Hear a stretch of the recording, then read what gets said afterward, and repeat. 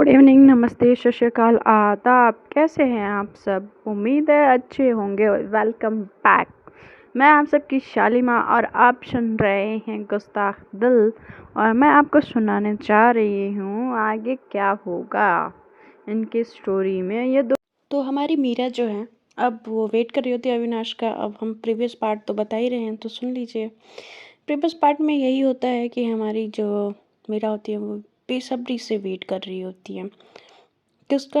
अविनाश के कॉल का। वो कॉल आता है और देन अब आगे सुनते हैं। कॉल आता है और अविनाश कॉल पे बोलता है कि अरे यार, ये तो वीडियो जो है। तो कहते कि हाँ, ये वीडियो क्या? कहती कि अरे मीरा, बोलने तो दो तुम मुझे। तो कहती है कि हाँ तुम बोलो ना, मैं सुन रही हूँ। तो वो कहता है कि ये वीडियो फेक है और इसको एकदम क्लियर पता करने के लिए थोड़ा सा और वक्त लगेगा। तो कहती हैं कि कितना वक्त लगेगा? तो कहती हैं कि कुछ फ़ोटोज़ मैं भेज रहा हूँ, देख लो। ये किसी और की फ़ोटोज़ पे ऐड किया गया, कुछ फ़ोटोज़ क्लियर नहीं हो पा रही हैं, तो मैं भेजता हूँ। वो उसके फ़ोन पे व्हाट्सएप करता है और जब इधर जो किया है वो घर से बैग के साथ निकल चुकी होती है। इधर जो मीरा होती है वो अब किया को जाते हुए देख रही होती है। उसके दिल में ये दर्द हो रहा होता है कि उसका प्यार, जो उसका गुमान था, जो उसका घमंड था, वो उसको छोड़ के जा रहा है। अब वो कैसे रोके, क्या कहे किया को कि जिससे वो रुक जाए। तो हमारी जो किया होती है वो, उसकी आंखों से आंसू बह रहे होते हैं। वो मीरा को देख रही होती है कि कुछ तो बोले, कुछ तो कहे, मगर मीरा भी कुछ नहीं कह पा रही होती है और किया बस चली जाती है। किया जब चली जाती हैं, मीरा रोने लगती हैं। उनकी आंखों से आंसू ऐसे बह रहे होते हैं जैसे कि एक समंदर में बहुत गहरा तूफान आया हो। उनके आंखों के आंसू उनके सारे दर्द को बयां कर रहे होते हैं। और ये अचानक से इनकी ज़िंदगी में आया तूफान इनकी ज़िंदगी को कितना बहा के लेके जाएगा, किया को समझ नहीं आ रहा होता। मीरा को भी समझ नहीं आ रहा होता। अपने प्यार को, अपने एहसास को ऐसे दूर जाते हुए देख मीरा को बहुत बुरा लग रहा होता है। वो चाह रही होती है कि बस तुम रुक जाओ, ठहर जाओ, मत जाओ, कि मैं ये सब कह सकूं, बट वो कह नहीं पाती हैं। मोहब्बत के इस एहसास ने उनको इस तरह से डुबोया होता है कि ना वो रोक पा रही होती है और ना ही उनके पास जा पा रही होती है। वो किया को रोके भी तो कैसे रोके? ना उनके पास पूरा सच होता है, ना उनके पास पूरा झूठ होता है। बस वो अपनी आँखों से भीगे पलकों से उनको जाते हुए देख रही होती हैं। उनका दिल यही कह रहा होता है कि मीरा रोक ले किया को, क्या पता अगर किया चली गई तो फिर ज़िंदगी में साथ मिले ना मिले। वो दर्द, वो ज़ख्म उसको ऐसे एहसास करा रहे होते हैं कि वो अपनी ज़िंदगी के बहुत बड़ी भूल कर रही है। उसकी मोहब्बत जो होती है, मोहब्बत ही ना सही, एक ऐसा सैलाब होता है जिसमें वो डूब रही होती है और किनारे पहुंचाने वाला कोई नहीं होता है। किए के जाने से मीरा एकदम अकेली खुद को पाती है और वो अविनाश को बोलती है कि यार, मैंने जिसके लिए इतना सब कुछ किया, मैंने ये सब सारी चीज़ें की, वो तो चला गया। अब मैं ये सारी चीज़ें करके क्या कर लूँगी? मैं उसके होते हुए कुछ नहीं कर पाई। ऐसा कहते हुए अविनाश का वो फ़ोन रख देती है और वो रोने लगती है। उसकी आंखों से आंसू बह रहे होते हैं और वो बस रोए जा रही होती है। इधर उसकी मॉम आती हैं और किया को इतने रात में, मीरा को इतने रात में हॉल में बैठे हुए देख के कहती कि बेटा तुम सोई नहीं? हाँ, तुम यहाँ क्या कर रही हो? तो जब मीरा अपने आंसू को छुपा के पूछ रही होती हैं तो जो उनकी माँ होती हैं मीरा की, वो कहती हैं कि क्या हुआ मीरा, सब ठीक है ना? तुम दोनों में लड़ाई हुई क्या? तो कहती हैं कि नहीं माँ, कुछ नहीं, सब ठीक है। वो जाने लगती हैं तो वहाँ पे उनकी माँ जो होती हैं मीरा का हाथ पकड़ती हैं और पकड़ के बैठाती सोफे पे और कहती कि बेटा क्या हो गया, तू मुझे नहीं बताएगी तो किसे बताएगी, मैं तेरी माँ हूँ। तेरे हर एक शब्द से, हर एक हरकत से मुझे पता चल जाता है कि तू कब खुश है, कब नाराज़ है, कब दुखी है, कब तू सुखी है, और तू ऐसे कैसे कर सकती है कि मुझे ना बता के। तो कहती कि माँ, तो कहती कि हाँ बेटा बोल। तो कहती कि माँ, किया चली गई, मैं नहीं समझ पा रही, मैं क्या करूँ, उसकी मोहब्बत में मैंने क्या क्या नहीं किया, मगर आज वो छोड़ के चली गई। माँ मैं ये नहीं कह रही। फिर वो अपने आंसू को पूछती है और कहती है कि माँ मैंने ये नहीं सोचा उसने कुछ गलत किया या मैंने कुछ, माँ मैंने तो बस मोहब्बत अब दोनों ने की थी, वो भी किसी को क्यों नहीं बर्दाश्त हो रही माँ। वो उनके आंसू को पोंछती हैं, कहती हैं कि मीरा तू इतनी कमज़ोर कब से हो गई, तू और मेरी बेटी हो ही नहीं सकता। जिस मीरा को मैंने बनाया था, जिस मीरा को मैंने पाला है और जिस मीरा को मैं जानती हूँ, वो इतनी कमज़ोर नहीं है। तू ऐसे नहीं टूट सकती मीरा। किया से तेरा अब शादी करने का फैसला तेरा था। मैं माना कि मैंने तेरे फैसले से मैं खुश नहीं थी, माना कि मुझे किया इतना ज़्यादा पसंद नहीं है, मगर मैं अपनी बेटी की खुशी में खुश हूँ और तू खुश है तो मैं खुश हूँ। अगर कोई अलग करना चाह रहा है तो तुझे उसको मुंह तोड़ जवाब देना पड़ेगा मीरा। तुझे अपना घर बचाने के लिए, होता है ना कि इस जमाने ने माता सीता को नहीं छोड़ा था तो तुझे क्यों छोड़ेगा कोई यार। तू समझ रही है, इस ज़माने में हर एक चीज़ के लिए परीक्षा देनी पड़ती है और तुम दोनों का प्यार तो ऐसा है कि हर जगह परीक्षा मांगी जाएगी। उनकी मॉम जो होती है ना, मीरा को काफ़ी अच्छे से समझाती हैं, मीरा को शांत करवाती हैं और कहती हैं कि अगर अपना प्यार पाना है तो तुझे हर जगह अपने प्यार को साबित करना पड़ेगा। तुम्हें बताना पड़ेगा कि तुम्हारा प्यार सबसे स्ट्रांग है। दो लोग के रिश्ते बस ऐसे नहीं चलते मीरा, उस प्यार को, उस एहसास को समझाना पड़ता है।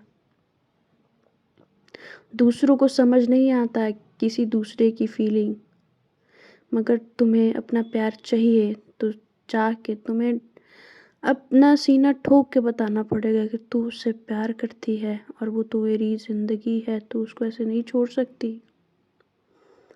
वो थोड़ा सा समझाती हैं, थोड़ा सा उसको हौसला देती हैं, उसको उसके प्यार के लिए लड़ना और उसके हक के लिए लड़ना उसको बताती हैं। मीरा को थोड़ी हिम्मत आती है तो कहती है कि माँ मैं अब क्या करूँ कि ये चली गई है। तब तक अविनाश का फ़ोन आता है और अविनाश जो बोलता है कि मीरा तू, मैंने एक फ़ोटो भेजी है देखो। तो वो फ़ोन अपना उठाती है, उस फ़ोन में देखती है कि वो फ़ोटो कोई अलग ही अलग लोग होते हैं उस फ़ोन के फ़ोटो में। तो कहती है कि ये मतलब पूरी तरह से फ़ोटो फेक है ना। तो कहता है कि हाँ, बट इस फ़ोटो को ऐसे प्रूफ नहीं किया जा सकता कि मतलब ये नकली है या असली है, क्योंकि अगर ये वीडियो अपलोड होती है तो बदनामी तुम दोनों की ही होगी। तो वो तो बाद में पता चलेगा ना कि ये फ़ोटो डुप्लीकेट है।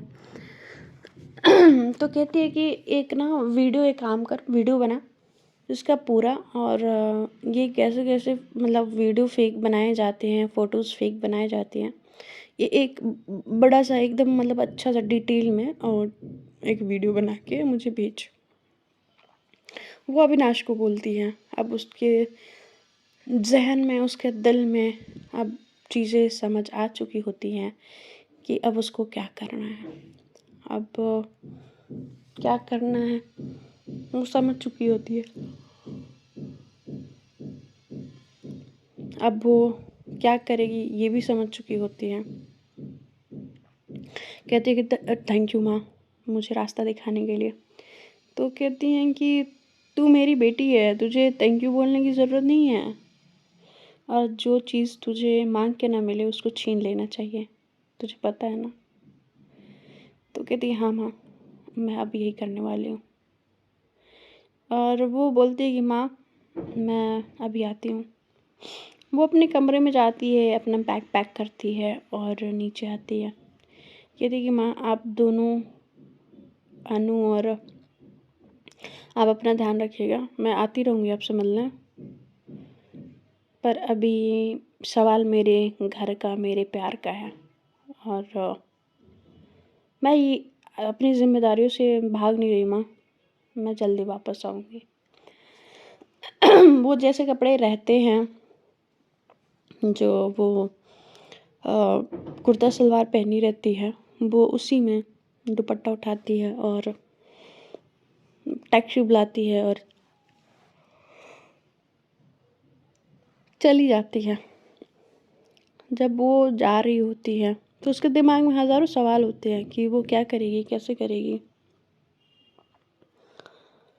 तो अब वो ये सब कुछ सोचने के बाद, सब कुछ समझने के बाद, अब वो अपने रास्ते पे निकल पड़ी होती है। अब अंजाम जो भी हो, अब उसको उस अंजाम से डर नहीं लग रहा होता है। अब उसको बस इस बात से डर लग रहा होता है कि जो उसने सोचा है बस उस तरीके से हो जाए। इधर इसकी माँ अपनी बेटी की कामयाबी के लिए दुआ कर रही होती है कि बस उसका प्यार उसे मिल जाए।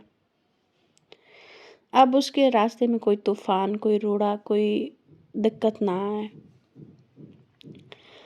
किया अपने घर पहुंचती हैं और पहुंचने के बाद उनकी मॉम जब उनको देखती हैं यूं अकेले, कहती हैं कि किया तू यहाँ और अकेले, मीरा कहाँ है।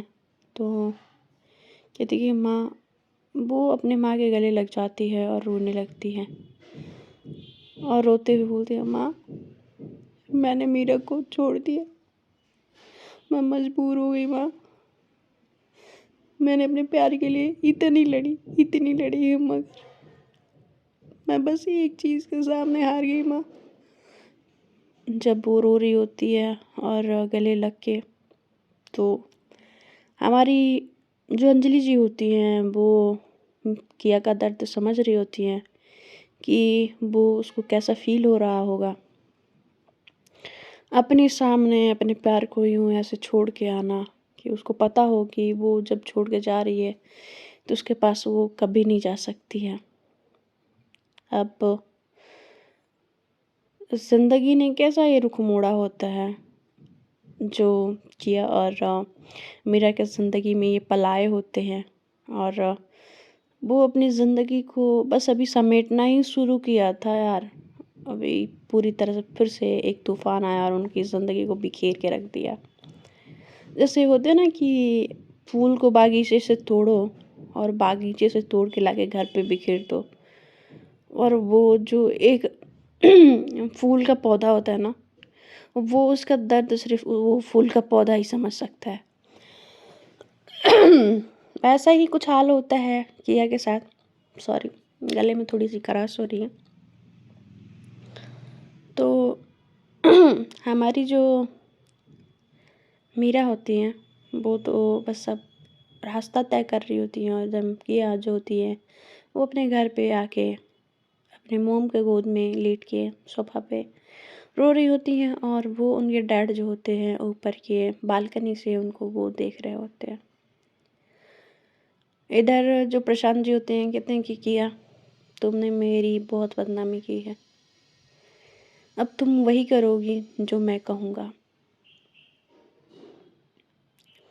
मुझे पता था कि अगर ऐसा होता है तो तुम ज़रूर आओगी, और तुम मेरी बेटी हो, तुम्हारी खूबी भी मुझे पता है और तुम्हारी कमज़ोरी भी मुझे पता है। तुम अपने बाप से आगे चलने की कोशिश कभी मत करना। और ये अपने मन में ही सोच के वो अंदर चले जाते हैं अपने रूम में और वो किया से मिलने तक नहीं आते। इधर गीता और गीता के मतलब गीता के जो हस्बैंड होते हैं, जो किया के चाचू होते हैं, वो लोग आते हैं किया को ऐसे फूट के रोता हुआ देख के, और ऐसे बच्चों की तरह उन सबको भी बहुत ज़्यादा बुरा लगता है। खैर, अब वो क्या कहें, उनके रिश्ते को कैसे टूटना है कैसे नहीं टूटना है वो तो वक्त बताएगा। उनकी मॉम बोलती है अंजलि जी की किया हुआ क्या है बताएगी, तो कहती कि माँ वो अपना फ़ोन दे देती है और फ़ोन पे वो कुछ वीडियोस होते हैं, वो जब देखती हैं कहती कि ये कब हुआ किया, तो कहती कि माँ जिस दिन आप लोग कैफ़े आए थे ये उस दिन की ही बात है, और मैंने बहुत कोशिश की माँ पता लगाने की, मगर मुझे नहीं पता चल रहा है कि ये कौन है, क्यों मेरी ज़िंदगी को बर्बाद करना चाहता है, मैंने क्या बिगाड़ा है उसका, मेरी खुशी, मेरा प्यार, मुझे उससे दूर होना पड़ रहा है माँ। तो ऐसा अंजलि जी जब किया का ये हाल देखती हैं वो काफ़ी ज़्यादा टेंशन में आ जाती हैं, क्योंकि किया का हाल जो होता है ये बिल्कुल पागलों की तरह हो चुका होता है। तब तक जो होता है वो सोच ही रही होती है कि क्या किया जाए, कैसे किया जाए। इधर किया बस रोए जा रही होती हैं।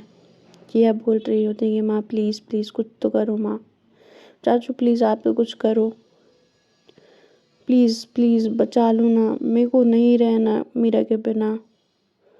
और वो प्रे किए जा रही होती है, सबसे भीख मांगे जा रही होती है। उसकी ये हालत देख के सबके आंखों में आंसू भर आए होते हैं, क्योंकि किया जो होती है ना मीरा से बेहद प्यार करती है, और वो प्यार उसकी आंखों में अब दिख रहा होता है। ऐसा नहीं होता कि ये कुछ लम्हे होते हैं या कुछ चंद पल होते हैं जो अभी उसको जिद है और कुछ टाइम के बाद वो भूल जाएगी। वो प्यार होता है जो उसके जुनूनियत से भी ज़्यादा उसकी आंखों में दिख रहा होता है। मोहब्बत होती है, दुख होता है और एक दर्द भी होता है। मीरा को छोड़ने का दर्द जो किया को महसूस हो रहा होता है, वो बस कुछ पल ही उससे अलग हुई होती है, मगर वो दर्द उसको एहसास दिला रहा होता है कि ये एक लम्हा इतना भारी हो रहा है, तो वो कैसे जिएगी उसके बिना, बिना मोहब्बत के, बिना उसके जिसके लिए उसने इतना सब कुछ किया, घर से बगावत की, अपने डैड को छोड़ दिया, अपने घर को छोड़ दिया। जब उसके डोर पे डोरबेल होता है, उसकी मॉम कहती हैं कि किया शांत हो जा, और गीता को इशारा करती हैं पकड़ने के लिए। वो जाती है, दरवाज़ा खोलती हैं, तो दरवाजे पे जो हमारी होती हैं मीरा होती हैं। जब मीरा को देखती हैं, अंजलि जी कहती है कि मीरा तुम, तो जब सब लोग पीछे टर्न होते हैं और साथ में किया भी, उसके हाथ में एक बैग होता है और कहते हैं कि माँ स्वागत नहीं करेंगी आप, आपकी बहू पहली बार आपके घर आई है इतने वक्त के बाद। तो वो बहुत चक्का हो जाती है कि ये मतलब क्या है। तो कहती हैं कि पर बेटा, तो कहती कि माँ जहाँ मेरा प्यार हो, मेरा पति हो, मैं उसको अकेले कैसे छोड़ सकती हूँ, और अगर वो कोई मुश्किल दौर से गुज़र रहा हो तो मैं उसको ऐसे कैसे छोड़ सकती हूँ। तब तक उसके जो डैड होते हैं प्रशांत जी, वो नीचे आते हैं और देखते हैं कि गेट पे मीरा खड़ी है। तो वो आते हैं भागते हुए और कहते हैं कि तुम यहाँ क्या कर रही हो, मैंने सिर्फ अपनी बेटी को बुलाया, तुम्हें नहीं। तो कहते ये पाए लागू ससुर जी, आप अपनी सिर्फ बेटी को बुलाई हैं, बहू को नहीं।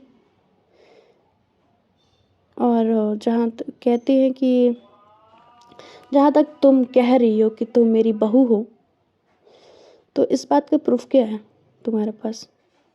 तो कहती हैं कि प्रूफ, आपको प्रूफ चाहिए। वो एक वीडियो प्ले करके दिखाती है जिसमें मीरा और किया की शादी हुई होती है, और कहती हैं कि दूसरा प्रूफ दिखाऊं ससुर जी आपको? आपको बेहद अच्छा लगेगा। तो ठीक है, रहने देते हैं, नहीं दिखाते हैं। तो कहती हैं कि जो उनके प्रशांत जी होते हैं, जो किया के फादर होते हैं, कहते हैं कि तुम्हारी इतनी हिम्मत कि तुम मेरे घर आके तुम मुझसे ऐसे बदतमीज़ी से बात कर रही हो।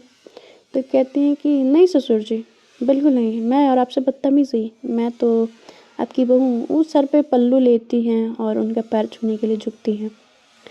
उनका पैर वो खींच लेते हैं और कहते हैं कि तुम यहाँ से निकल जाओ, मैंने सिर्फ अपनी बेटी को बुलाया था, ना कि तुम्हें। और तुम्हारी हिम्मत कैसे हुई मेरे घर में दाखिल होने की? हाँ, किस हैसियत से आई हो? तो कहती कि आपकी बहू की हैसियत से ससुर जी, अभी तो मैंने बोला। तो कहते हैं कि ये जो शादी जो तुम दिखा रही हो फ़ोन पे ना, ये किसी भी कोर्ट में, किसी भी अब स्टेशन में, पुलिस स्टेशन में ये मान्य नहीं है, ठीक है? ये इल्लीगल है, तुम दोनों ही जेल के अंदर जाओगे। तो कहते चलिए ठीक है, आप इस प्रूफ को बोल रहे हैं कि इल्लीगल है, ये मान्य नहीं है, ये आपको सही नहीं लग रहा है, तो मैं एक और प्रूफ दिखाऊँ आपको? तो कहती हैं कि इधर जो अंजलि जी होती हैं वो रुक रही होती हैं, कहती कि माँ बस रुक जाइए ना, ससुर जी से मैं बात कर लेती हूँ। तो वो एक पेपर निकालती हैं, वो वही पेपर होता है जो उनकी मॉम ने उनको दिया होता है, जिस पे किया और मीरा के दोनों के नाम होते हैं। और ये घर वही होता है जहाँ पे ये लोग रह रहे होते हैं, क्योंकि जो अंजलि जी होती हैं ये घर उनकी मॉम ने उनके डैड को दिया होता है, और बट उनके नाम पे होता है अंजलि जी के, और अंजलि जी ने इन दोनों के नाम पे कर दिया होता है। और प्रशांत जी को ये पता नहीं होता है, जब वो डॉक्यूमेंट्स देखते हैं तो वो फाड़ देते हैं उन डॉक्यूमेंट्स को और कहते हैं कि अब लो, ये किसी भी काम का नहीं, समझी? अब निकलो मेरे घर से। तो कहते कि ससुर जी इतनी भी जल्दी क्या है, ये तो फोटो कॉपी थी, इतना भी क्यों खुश हो रहे हैं? घर बहू आई है, आरती हो जाने दीजिए।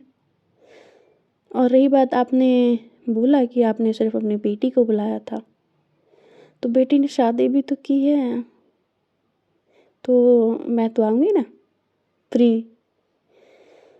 तो चलिए अंदर चलते हैं ना। तो अभी रुक जाओ, मैं पुलिस को बुलाता हूँ। तो वो कहते कि पुलिस को आप बुलाएंगे, ठीक है बुलाइए, और मैं मीडिया को बुलाती हूँ। तो इधर अंजलि जी कहती हैं कि प्लीज़ आप ऐसा मत करिए ना, मीडिया में बात जाएगी, हमारे घर की इज्जत उछल जाएगी, प्लीज़ प्लीज़। तो कहती कि तुम अपनी बेटी को मत समझाओ, इसने ये जो किया है ये उसी का नतीजा है। हाँ, इस लड़के की इतनी हिम्मत कि ये आके मुझे धमकाए, इसकी इतनी औकात, एक मामूली सी टीचर ये मुझे बताए मेरी औकात। तो देखते हैं फ्रेंड्स आगे क्या होता है, मीरा आगे क्या करती हैं, प्रशांत जी क्या करते हैं, और ये सब सारी चीज़ें क्या होता है। Bye bye, take care, good night.